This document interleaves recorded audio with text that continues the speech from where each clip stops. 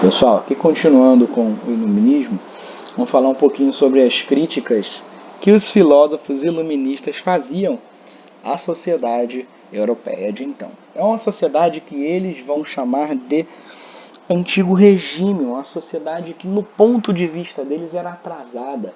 Por quê? Porque ela guardava uma estrutura medieval, né, uma organização política e social medieval, só que a realidade, principalmente no campo intelectual e econômico, era outra.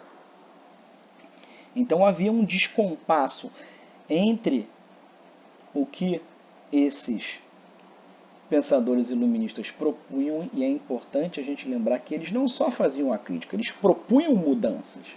Eles não só diziam, isso aqui a gente vê como negativo. Eles diziam isso e diziam também, olha, a nossa sugestão é fazer tal. É muito importante a gente lembrar que o iluminismo propõe mudanças. Ele aponta para um local diferente, para a possibilidade de mudar a sociedade mediante a intervenção racional. Então a crítica que eles fazem à sociedade é a crítica, primeiro, à desigualdade pelo nascimento. Havia basicamente dois grandes grupos. Os nobres, vamos pensar na sociedade francesa, que devia ter no século XVIII algo em torno de 20 milhões de habitantes. Nem dois, talvez exagerando, 5% dessa população era nobre.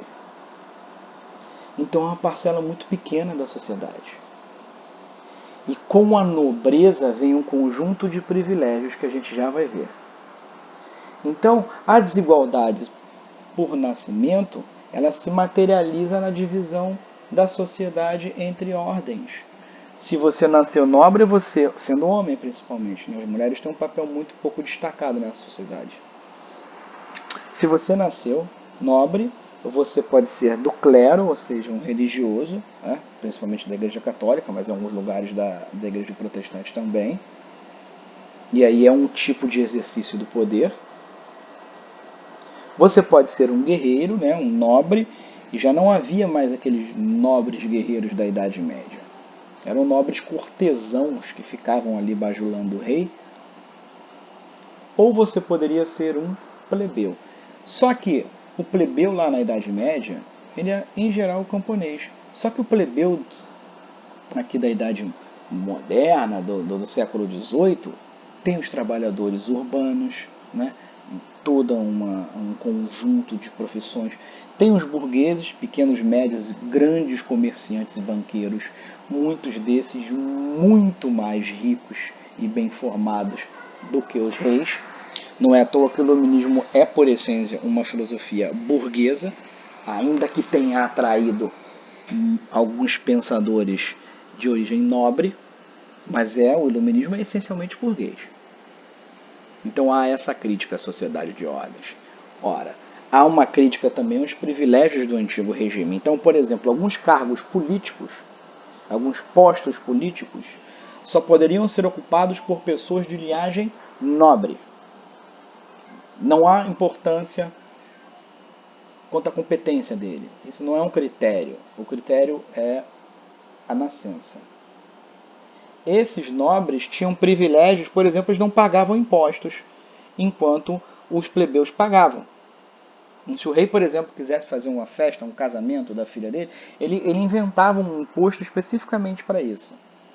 Então não se inventava um imposto para poder o Estado prestar um serviço ou melhorar um determinado serviço. Nesse caso, o imposto foi só para fazer a festa da filha do rei.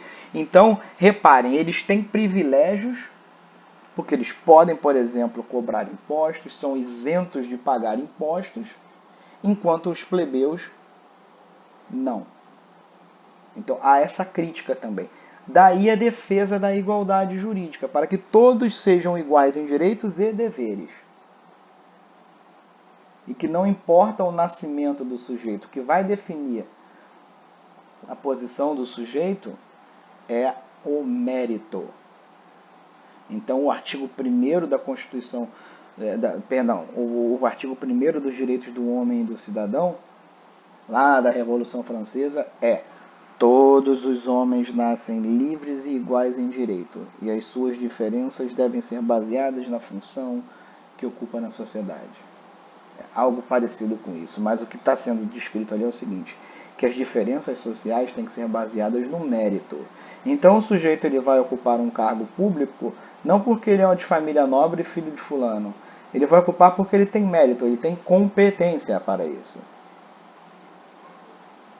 Se o sujeito será general do exército de qual país, não vai ser porque ele é um bom soldado, ele tem competência para isso. E não porque ele é filho de uma família importante. Então reparem, essa igualdade aqui, ela é igualdade para servir de base para que os melhores se destaquem. É a meritocracia, ou seja, o poder do mérito. No campo da economia, há uma crítica à intervenção do Estado na economia.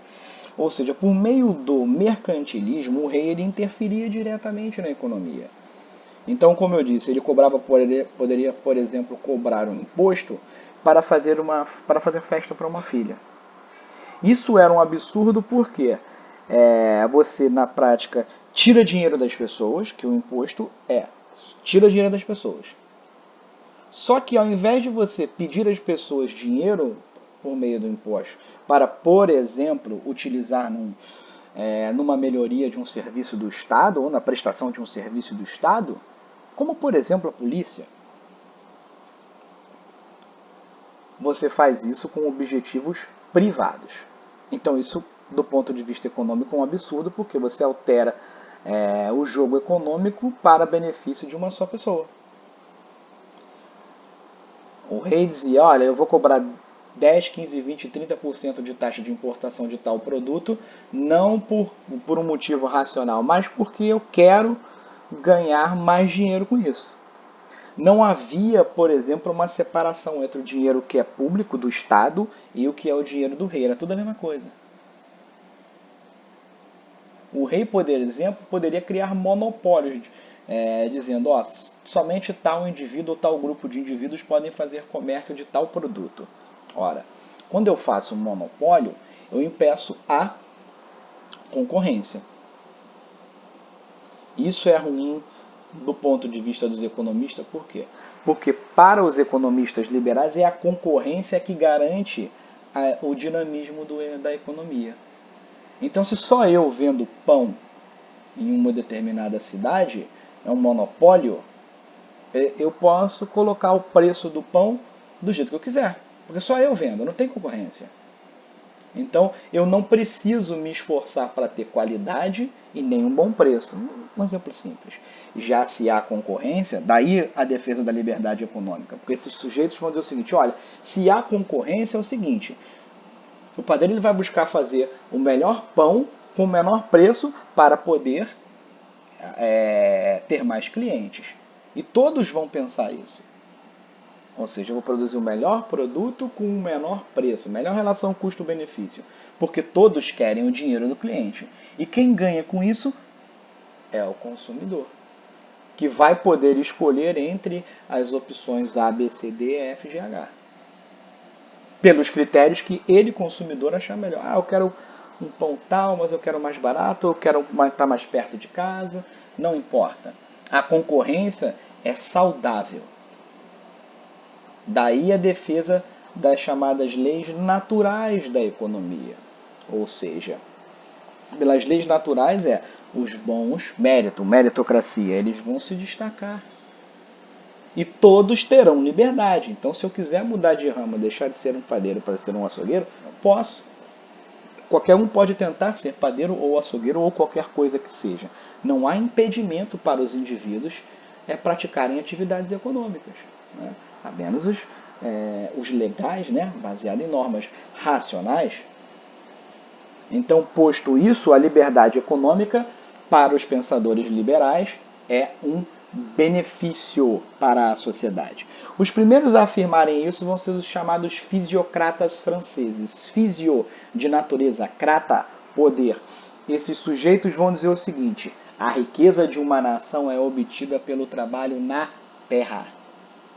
Quanto mais terras um reino tem, maior a sua potencialidade de riqueza. Né? A produção agrícola que esses sujeitos estão dizendo. O lema deles vai ser o laissez-faire, laissez-passer. Deixar e fazer, deixar e passar, porque o mundo por si só se ajeita. Olha as leis naturais da economia. Já o Adam Smith, que leu esses sujeitos, vai dizer o seguinte: não, a riqueza das nações, a riqueza, ela não é gerada pela terra, ela é gerada pelo trabalho humano. Por quê, pessoal? O Adam Smith, ele é escocês, ele está ali no Reino Unido, ele está vendo que a Inglaterra está começando a entrar na Revolução Industrial. Ele começa a ver o óbvio, o comércio faz da Inglaterra muito mais rica do que a França. A França tem mais terras do que a Inglaterra, por exemplo, mais terras agricultáveis. A Inglaterra não tem, no entanto a Inglaterra é muito mais rica. Por quê? Porque é o trabalho envolvido no comércio que faz com que a Inglaterra seja mais rica do que a França. Daí o nome do livro do Adam Smith, A Riqueza das Nações. Então o Adam Smith, portanto, vai ser tido como o pai do liberalismo econômico. E com isso terminamos aqui mais uma gravação sobre a filosofia iluminista.